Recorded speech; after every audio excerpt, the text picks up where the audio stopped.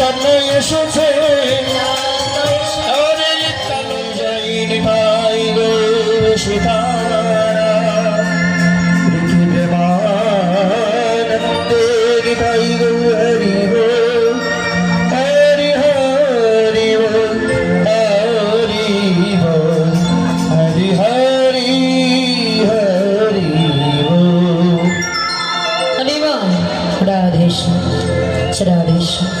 মাগো, আপনারা ইতিপূর্বে যে লীলাটি শ্রবণ করলেন সেই লীলাটির নাম কি ছিল গো? হ্যাঁ, ভগবান শ্রীকৃষ্ণের রূপ বর্ণনা, তাই তো? হরি বল। তা এখন যে লীলা স্মরণে আপনাদের মাঝে দাঁড়িয়েছি বাবা, এই অধমা না জানি সাধন না জানি ভজন, নেই কোনো জ্ঞান, নেই কোনো বিদ্যা, নেই কোনো বুদ্ধি। হরি বল। যে লীলা পরিবেশনায় আপনাদের মাঝে দাঁড়িয়েছি সে লীলার বিষয়বস্তু হচ্ছে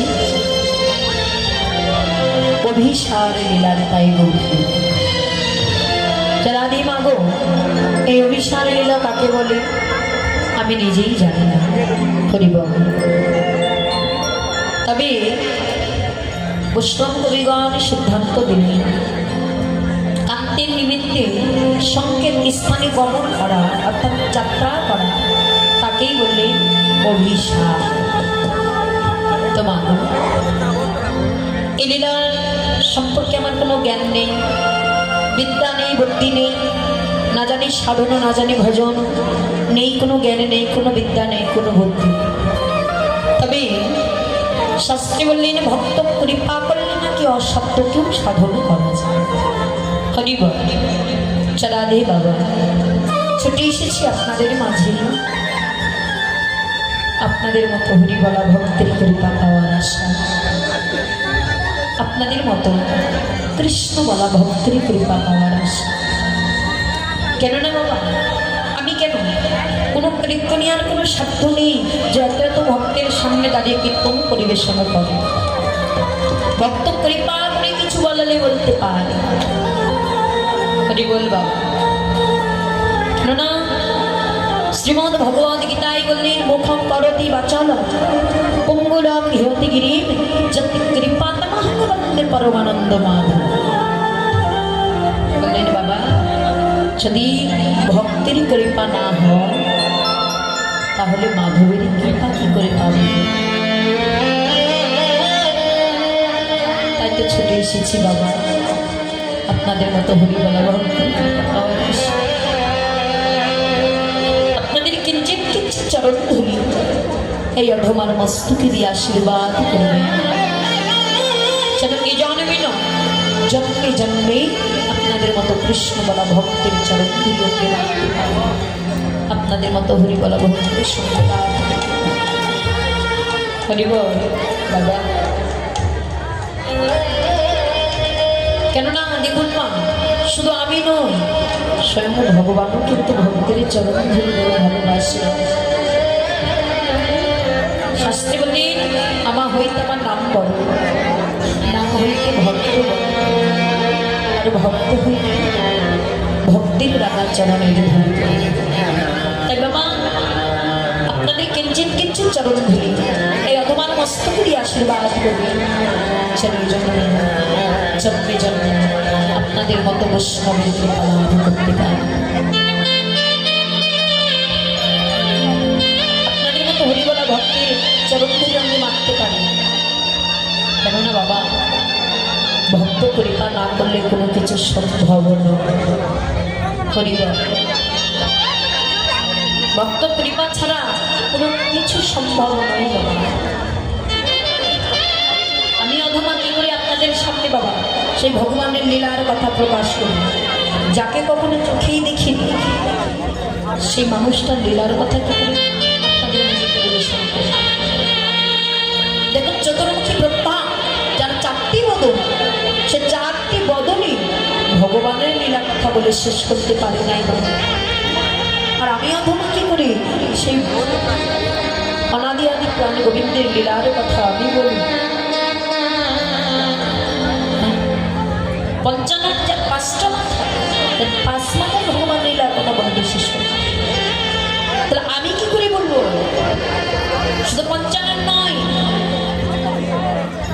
আরো কে আছে বাবা যিনি কিনে ব্যাসদেব শ্রীমদ ভগবান রচনা করেছিলেন। এই ব্যাসদেব দিন মনে মনে সিদ্ধান্ত নিয়েছিল কি জানে হরিবা একটু মন দিয়ে কীর্তন শ্রবণ করবেন মায়েরা, আনমনস্ক হয়ে কীর্তন শুনবেন না। এক কান দিয়ে কীর্তন শুনবেন আর এক কান দিয়ে বাহির করে দিয়ে ঘরে ফিরে চলে যাবেন।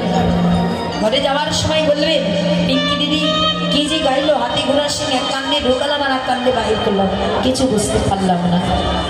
বাবা আমি যেটাই বলি না কেন আগে বুঝে নেওয়াটা ঠিক করতে হবে, বুঝে নিতে হবে। হরিবা শ্রবণটা আগে ঠিক করতে হবে না, শোনার মতো শুনতে হবে, আনমনস্ক হয়ে শুনলে হবে না। তা কি হয়েছে দেখো, এ ব্যাসদেব একদিন মনে মনে সিদ্ধান্ত নিল যে আমি ভগবানের লীলা কথা 7টি খণ্ডে লিখে সমাপ্ত করব। হ্যাঁ ভগবান বাবা ব্যাসদেব অহংকার করে বললেন আমি ভগবানের লীলা কথা 7টি খণ্ডে লিখে সমাপ্ত করব। এই সিদ্ধান্ত নিয়ে ভগবান চলে গেল। বাবা ওই ব্যাসদেব মনে মনে ভাবছি আমি একটু গঙ্গা স্নান করে আসি, নিজে পবিত্র হয়ে আসি, ওই সরজ নদীর তীর থেকে একটু স্নান করে আসি, নিজে পবিত্র হয়ে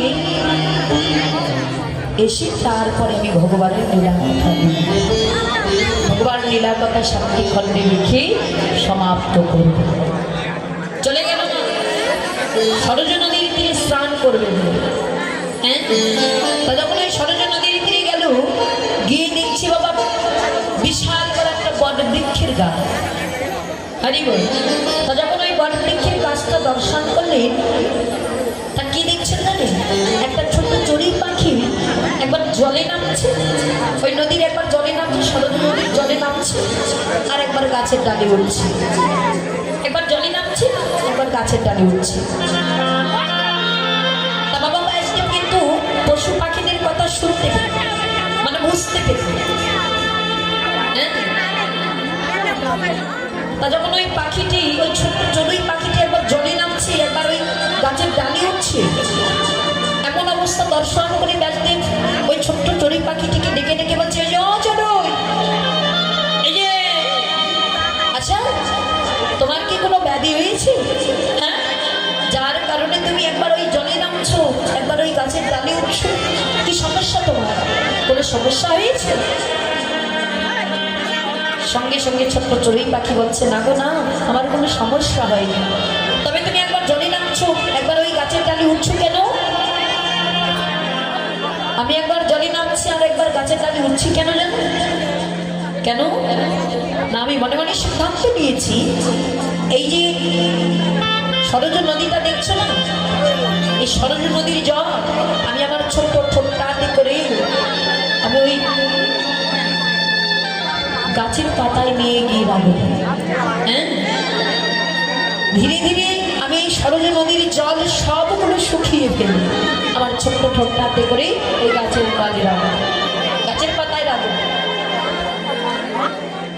বাবা ব্যাসদেব মৃদু হেসে বলছে চড়ুই একই জন্ম কেন, তুমি যদি শত শত জন্মের সাধনা করো তবু তুমি ওই সরজ নদীর জল কখনো শুকাতে পারবে না। বলে কেন পারবো না? আরে বাবা পারবি কি করে, যে ছোট্ট ঠোঁটটাতে করে তুমি জল নিয়ে গিয়ে ওই গাছের পাতায় রাখছো, ওই গাছের পাতা থেকে গড়িয়ে গড়িয়ে আবার সেই নদীতে পড়ছে, তাহলে তুমি কি করে ওই নদীর জল শুকাবে? হ্যাঁ তাহলে বসে আমি যদি এই নদীর জল শুকাতে না পারি তাহলে তুমি কেমন করে চিন্তা করলে ওই ভগবানের লীলা কথা তুমি 7টি খণ্ডে লিখে সমাপ্ত করবে? হ্যাঁ তুমি কি করে ভাবলে? সঙ্গে সঙ্গে অবাক হয়ে গেল, আরে বাবা আমি ভগবানের লীলা কথা 7টি খণ্ডে লিখে সমাপ্ত করতে চেয়েছি, এই কথা আমি ব্যথিত, এই জগতে কেউ জানে না, তাহলে এই ছোট্ট চড়ুই পাখি কি করে জানলো? সঙ্গে সঙ্গে ছুটে গিয়ে ওই ছোট্ট চড়ুই পাখিটিকে ডেকে বলছে বলো তুমি কে, কে তুমি? তুমি আমার মনের কথা জানলে কি করে? হ্যাঁ বাবা ওই ছোট্ট চড়ুই পাখি আর থাকতে পারলেন না, নিজের রূপ ধারণ করলেন, নিজ মূর্তি ধারণ করলেন। কে ছিল বলুন তো? ওই ছোট্ট চড়ুই পাখিটা কে ছিল? সে আর কেউ নয় বাবা, ব্যাসদেবেরই গুরুদেব নারদ মুনি। দেখুন এখানে কত বড় প্রমাণ দিলেন। শিষ্য যদি কুপথে যায়, গুরুদেবের দায়িত্ব কর্তব্য হচ্ছে শিষ্যকে সুপথে ধাবিত করা। হ্যাঁ, ব্যাসদেব অহংকার করেছিল 7টি খণ্ডে ভগবানের লীলা কথা লিখে সমাপ্ত করবে। বাবা ব্যাসদেব পর্যন্ত ভগবানের লীলা কথা লিখে সমাপ্ত করতে পারে। নারদমণি বলেছিল, ব্যাসদেব তুমি কেন এই জগতে কারণ সাধ্য না ভগবানের লীলা কথা বলে আর লিখে সমাপ্ত করবে? হ্যাঁ, কারো সাধ্য না। তেমনি বাবা আমিও থমা, আমি কি করে তার লীলার কথা প্রকাশ করব? আমি কি করে তার লীলার কথা আপনাদের কাছে বলবো? বাবা ভুল তো হবে, যারে দেখিনি নয়নে তারে কি পাবো জীবনে বাবা? তাই নিজের সন্তান মনে করি, নিজের ছোট্ট মেয়ে মনে করি, আপন আপন চরণে রেখে বাবা কৃপা করে ক্ষমার সুন্দর দৃষ্টিতে দেখবে। কেননা সন্তান যতই অপরাধ করুক না কেন, আমরা কি করি? দুটো গালি গালাজ দিই, আবার কেটে নিই।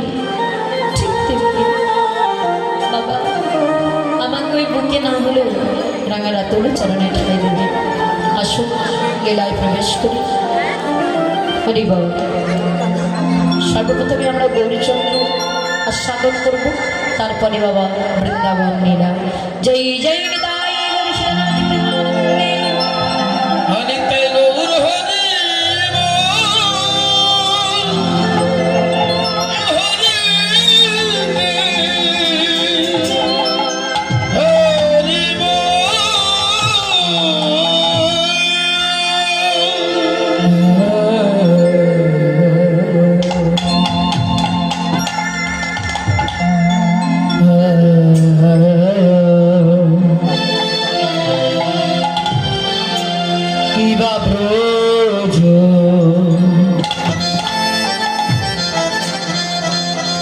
প্রজয়বে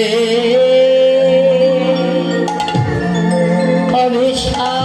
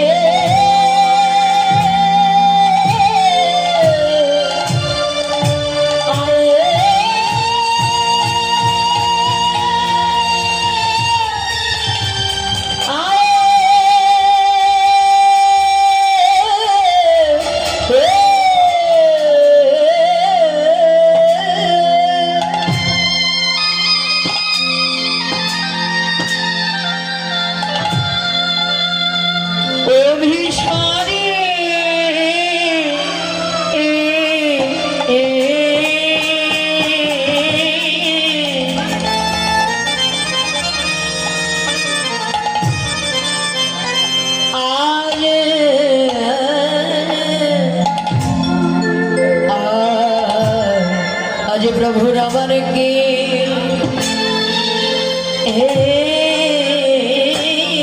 ना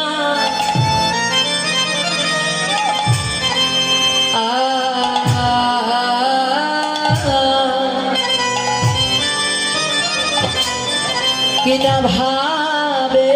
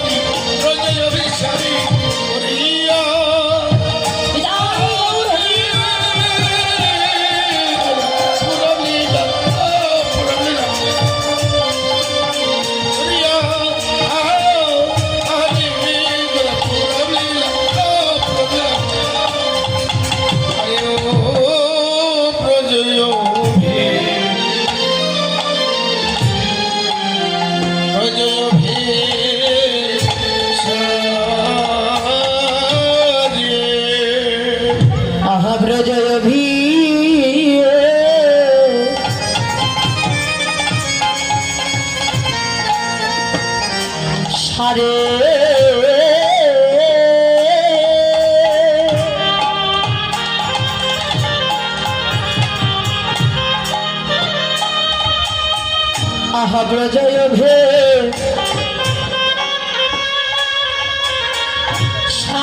সারিনি আমার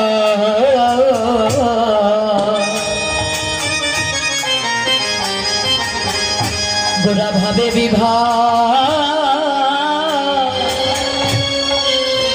দিত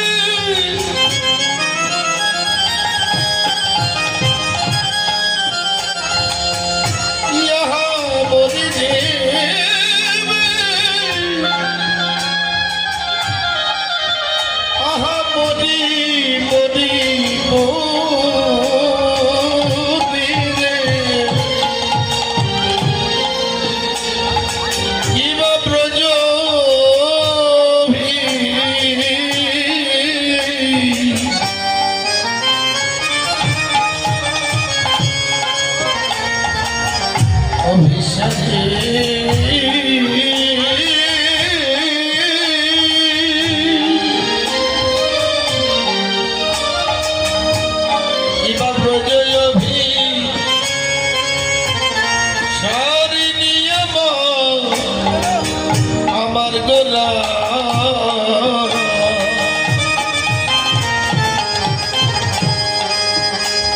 ভাবে বিবাহ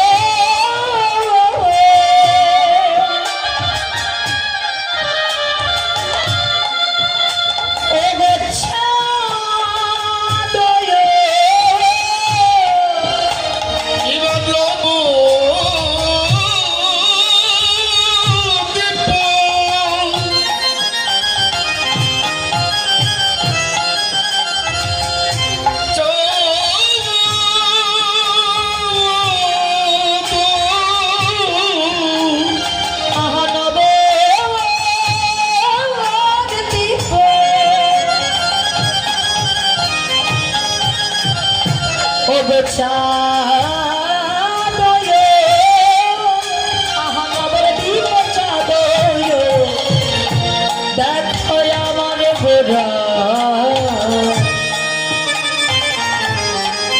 গোরা চাদর বিধরে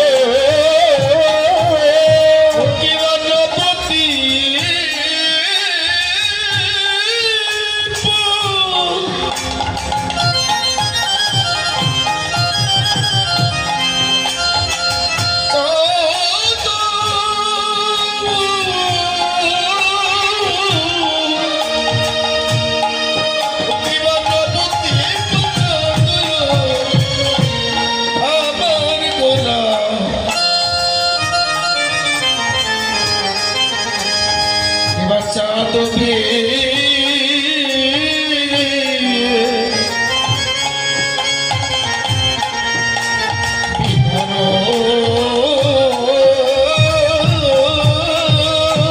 যেন বিভার যে হলো গো যেন বিভার হলো গো যেন বিভার যে হলো গো বলে আমার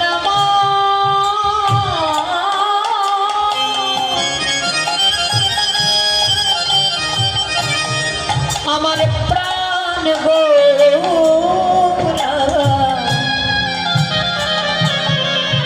যেন বিভার যে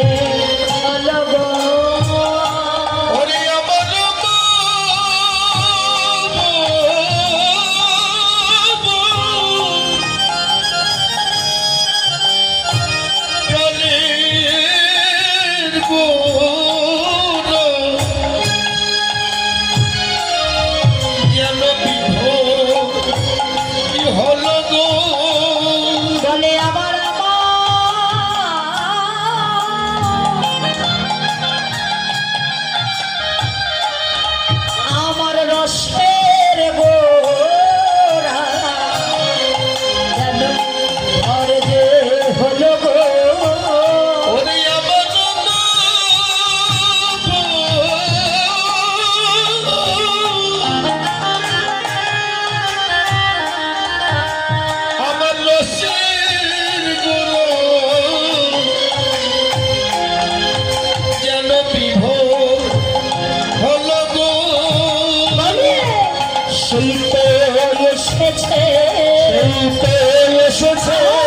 সেই তো এসেছে সেই তো এসেছে ব্রজ ছেড়ে নদিয়াতে সেই তো এসেছে কলির জীবের উদ্ধারিতে সেই তো এসেছে এই কলিযুগের উদ্ধারিতে সেই তো এসেছে এই জগৎ জীবের উদ্ধারিতে সেই তো এসেছে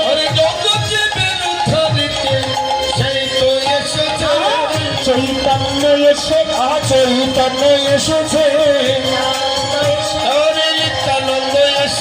এই জগৎ জীবের উদ্ধারিতে নিতাই চাঁদ এই জগৎজীবের উদ্ধারিতে নিতাই চাঁদ এসেছে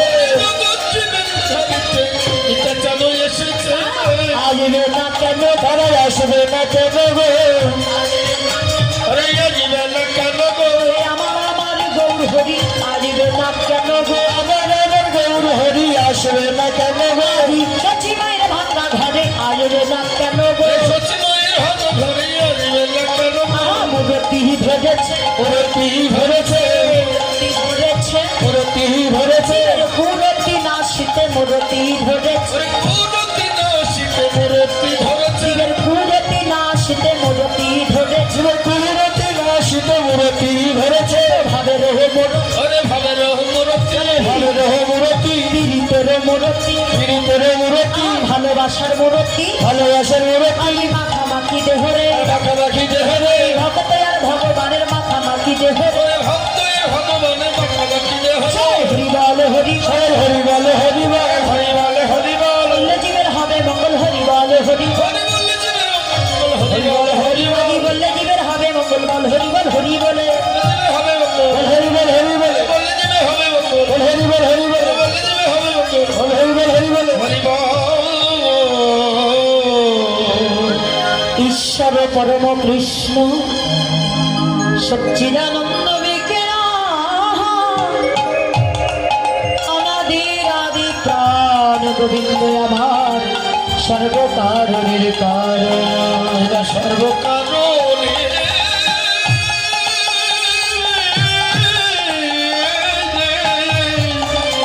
সর্বকারণে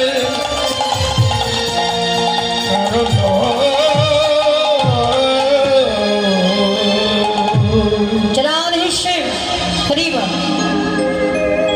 ধাবতী সেই লীলা করে গোরানা আজ করে গোরা বললেন কোন কান ভাগ্যবান ভাগ্যবতী জীবা মা দেখিবারে পায়। লীলা দেখিবার পায় তাই গৌর হরিবল শ্রীরাম নবদ্বীপ মাঝে সচরি দুলালিয়া অনন্ত কোটি বিশ্বব্রহ্মাণ্ডের মালিক ভগবান ঈশ্বর পরম কৃষ্ণ সচ্চিদানন্দ বিগ্রহ অনাদির আদি প্রাণ গোবিন্দ সর্বকারণের কারণ গৌর হরিবা যোগী জানি যোগী পায় না ধ্যানী জানি ধ্যানী পায় না সাধক জানি সাধনাই পায় না সেন বিরিঞ্চি বাঞ্ছিত ধন কলির আরাধ্য দেবতা পতি পাবন শ্রী গৌরহরি সেই পরম দয়াল শ্রী গৌরহরিকে কাছে পেয়েছি বাবা হ্যাঁ হরিব আমরা কলিজীবীর মানুষ কত ভাগ্যবান জীবী দেখো এই কলিযুগে আমরা কাকে কাছে পেয়েছি হরিব পরম দয়াল শ্রী গৌরহরি যারা আদি বাবা আমরা কলিজীবীর অনেক দোষ দেখি না হরিব আমরা কলিযুগের অনেক দোষ দেখি তাই তো বাবা কলিকালে যদি কোনো ছেলে মেয়েরা যদি কোনো অপরাধ করে আমরা কি করি এরা কলিকালের ছেলে মেয়ে যার কারণে এমন অবস্থা তাই না তা কলির যদি এতই দোষ দেখি বাবা কলির যদি এতই দোষ হবে তাহলে মহাজন কেন এখানে প্রণাম জানাচ্ছে বলুন তো মহাজন কলিকে প্রণাম জানাচ্ছে বাবা কি বলছে প্রণাম কলি জীব সর্বজীব সার হরি নামে সংকীর্তনে যাহাতে প্রচার কেন প্রণাম জানালেন বাবা সর্বযুগের সার এই কলিযুগ কেন বাবা পরম দয়াল শ্রী গৌরহরিকে কাছে পেয়েছি। ব্রহ্মা বিষ্ণু শিব যার নাহি পায়ন্ত, কলিযুগে অবতীর্ণ আমার ভগবান শ্রী চৈতন্য। এই কলিযুগে পরম দয়াল শ্রী গৌরহরিকে কাছে পেয়েছি বাবা। সেই গৌরহরি নদিয়ার মাঝে এলেন, শুধু আসেনি বাবা অনার্পিত ধন নিয়ে এলেন, না অর্পিত যে ধন কোনো কালী কোনো অর্পণ করেনি, কোনো কালী কোনো যুগে অর্পণ করেনি বাবা, সেই অনার্পিত ধন কোনটা? সেই মধুমাখা হরিনামের ডালি নিয়ে, হরিনাম নয় হরিনামের সঙ্গে প্রেম নিয়ে আজকে সেই গৌর হরি নদিয়ার মাঝে বুঝলেন। যদি গৌর না আসিত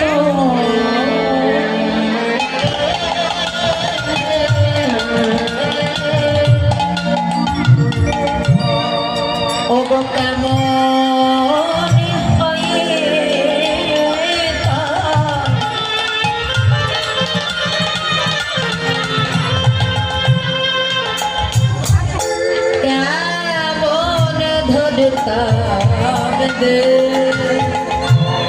যদি গৌনা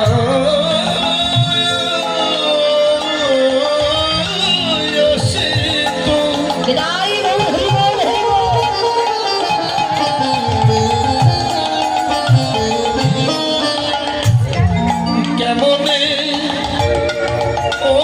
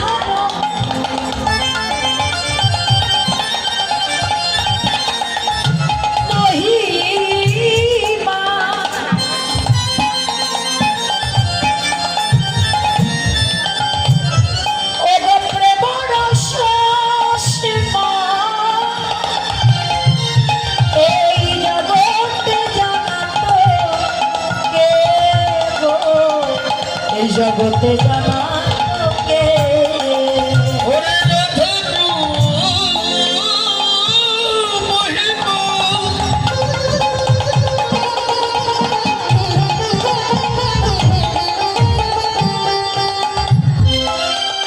এমন সুষমা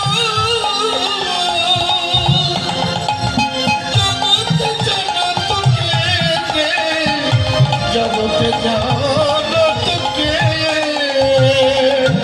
এই জগতে কে জানে দয়া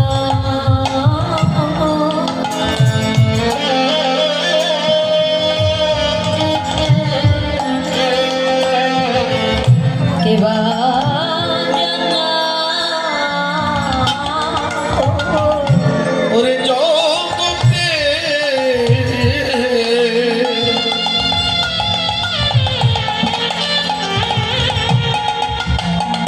ওরে কে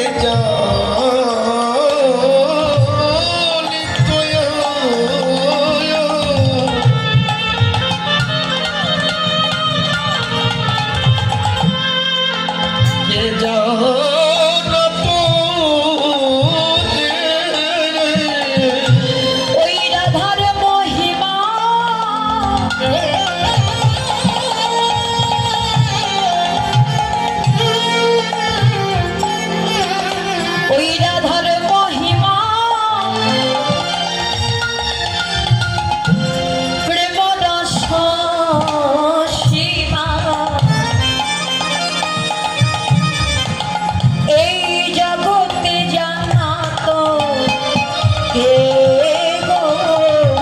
জগতে জানা তোকে শ্রীরাধার মহিমা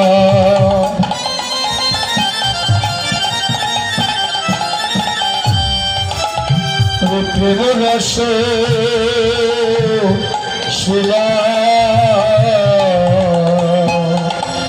জগত জানা বিদায় মোর হরিবল হরিবল। জগত জানা আহা বাবা, তিনি তো জানিয়েছেন আজকে গৌরহরি যদি নদিয়ার মাঝে না আসতো, আমরা তো সেই রাধার ভাব, সেই রাধা গোবিন্দের যে প্রেম, যে ভালোবাসার কথাটা আমরা তো কেউ জানতে পারতাম না। সেই বৃন্দাবনের লীলার কথা আমরা কি জানতে পারতাম? তিনি তো প্রকাশ করেছেন বাবা এই নবদ্বীপের মাঝে এসে। রাধা কৃষ্ণ বলে তো তোমার দুই দেহ একটাই গৌর হয়েছে। বলে যদি গৌর না আসিত কেমন হইতো, কেমনে ধরিতাম দেই ওই রাধার মহিমা প্রেম রস সীমা জগতে জানা তোকে। হরিবা আজকে সেই গৌর হরি বাবা রাধার ভাব কান্তি অঙ্গে ধারণ করে নদিয়ায় গৌর হরি। বাহিরি রাধার ভাব, ভিতরে কৃষ্ণের ভাব, গোবিন্দের গো আর রাধার রাধ, দুই মিলে হলেন গৌরা। বাবা এই যে রাধারানী আল্লাদিনী শক্তির অসময় এই শ্রীমতী রাধারানী গোবিন্দের বাম অঙ্গ থেকে সৃষ্টি হল। গোবিন্দের বাম অঙ্গ থেকে শ্রীমতী রাধারানী আল্লাদিনী শক্তির অসময় রাধারানীকে সৃষ্টি করেছিল। কেন না লীলা করবার জন্য। তাহলে রাধা কাকে বলে? রয়াকার ধয়া, তাই না? রাধা বাবা এটাকে যদি আমার ঘুরিয়ে দেওয়া হয় তাহলে কি হলো? ধয়াকার রয়াকার কি হয়? শাস্ত্রে বললেন বুদ্ধ থেকে নিম্নগামী তার নাম ধারা, তার নাম ধারা উদ্ধগামে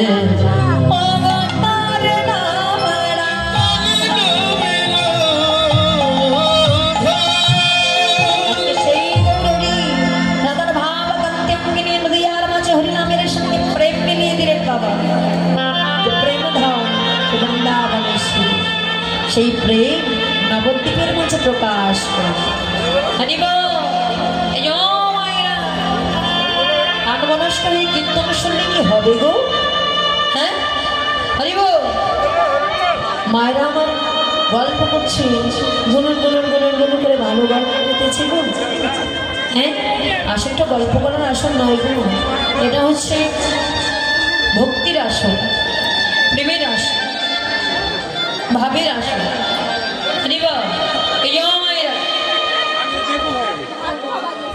এই যে ভক্তির আসরে এসে, প্রেমের আসরে এসে বাবা এই যে গল্প করছে, আচ্ছা বলুন তো মায়েরা,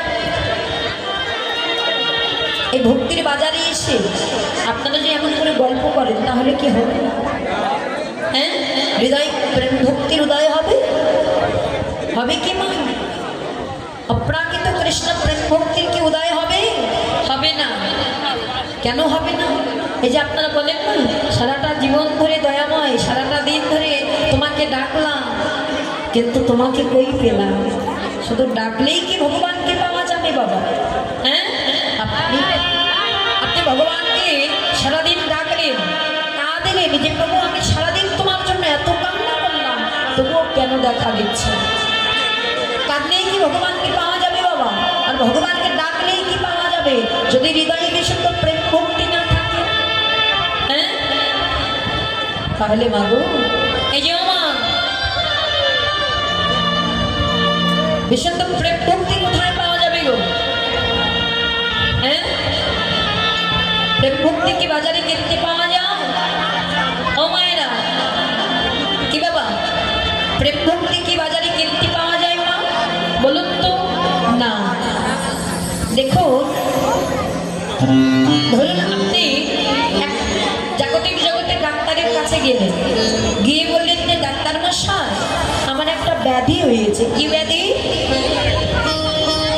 না সারাদিন কৃষ্ণ বলে কাঁদি কিন্তু এই হৃদয়ে কৃষ্ণ ভক্তি উদয় হয় না, প্রেমের উদয় হয় না। তুমি আমাকে এমন একটা ঔষধ দাও যে ওষুধটা খেলে আমার হৃদয়ে কৃষ্ণ অপ্রাপ্ত কৃষ্ণ প্রেম ভক্তির উদয় হবে। আপনি ডাক্তারের কাছে গেলেন, অনেক টাকা সেই ডাক্তার বসে আপনাকে ঔষধও দিল, ঔষধটা খেলেন, কিন্তু আপনার ভিতরে প্রাণিত কৃষ্ণ প্রেম ভক্তির উদয় হল না বাবা। এই জাগতিক জগতের ডাক্তারের কাছে যাবেন, ঔষধ দেবে বাবা, কিন্তু আপনার হৃদয়ে প্রাকৃত কৃষ্ণ প্রেম ভক্তির উদয় হবে না। মানে এই হৃদয়ে কৃষ্ণ প্রেম ভক্তির উদয় করতে গেলে কি করতে হবে মা? হ্যাঁ, ভগবান বললেন, হে জগৎ, হেন কৃষ্ণ নামে জীবে লই বহুবার, তবুও প্রেমে নহে নাহি অষ্টধাম, তবুও জানিবে তুমি তাহাতে অপরাধ আছে প্রচুর। কৃষ্ণ প্রেম বিষ তাতে নাহায় অঙ্ক। হে জগৎ, তুমি বুঝে নেবে, কৃষ্ণ কথা বলতেই যদি হৃদয়টা কেঁপে না ওঠে, কৃষ্ণ নাম উচ্চারণে যদি হৃদয়টা না দুলে উঠে, কৃষ্ণ কথা বলতেই যদি শরীরটা কম্পিত না হয়ে ওঠে, বুঝে নেবে তোমার হৃদয়ে অপরাধ আছে। আর অপরাধ আছে বলেই কৃষ্ণ কথা বলতেই, কৃষ্ণ নাম উচ্চারণে তোমার হৃদয়টা কেঁপে ওঠে, তোমার হৃদয়টা দুলে ওঠে না, তোমার হৃদয়টা কৃষ্ণ বলে কেঁদে ওঠে না।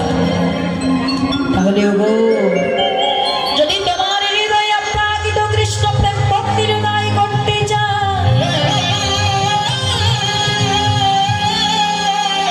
যদি এই হৃদয়ে কৃষ্ণ প্রেমের উদয় করিতে চাও,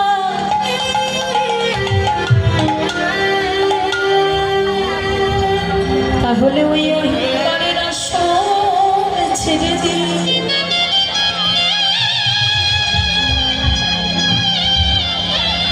ওই মান অভিমানের আসনে ছেড়ে দিয়ে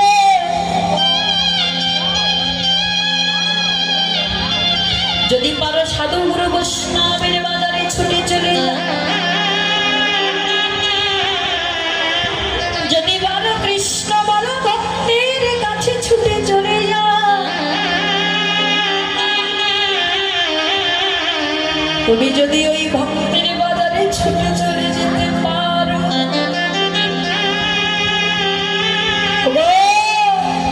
যদি ওই কৃষ্ণ বলা ভক্তের বাজারে ছুটে গিয়ে ওই কৃষ্ণ বলা ভক্তের চরণে যদি তোমার হৃদয়ে জড়িয়ে ধরতে পারো, কৃষ্ণ বলা ভক্তের চরণে যদি তোমার হৃদয়ে জড়িয়ে ধরতে পারো,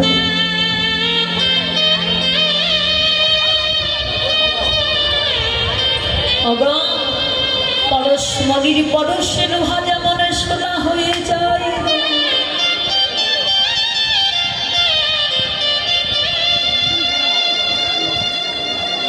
পরশ মনির পরশ ফেলে লোহা যেমন সোনা হয়ে যায়,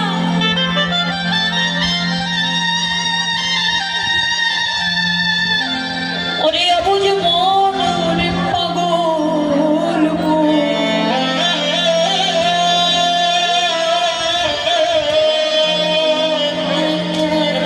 তুমি যদি পারো ওই কৃষ্ণ বলা ভক্তের বাজারে ছুটে গিয়ে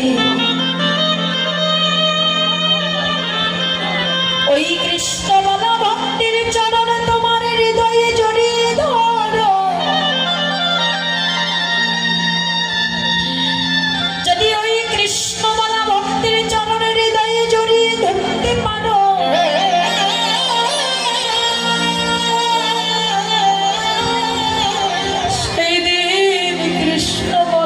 ভক্তের পরশ পেয়ে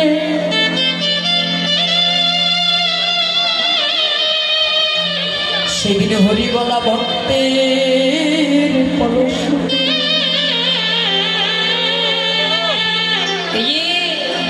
তোমার এই যে লোহাময় দেহটা, সেই দিন এই লোহাময় দেহটাই অপ্রাকৃত কৃষ্ণ ভক্তি উদয়, সেদিন ওই ভক্তের পরশ পেয়ে তোমার হৃদয়টাও কৃষ্ণ বলে কেঁদে উঠবে। যদি পারো সকল মানবিমানে ছুটে গিয়ে সকল আত্ম অহংকারে ভুলে গিয়ে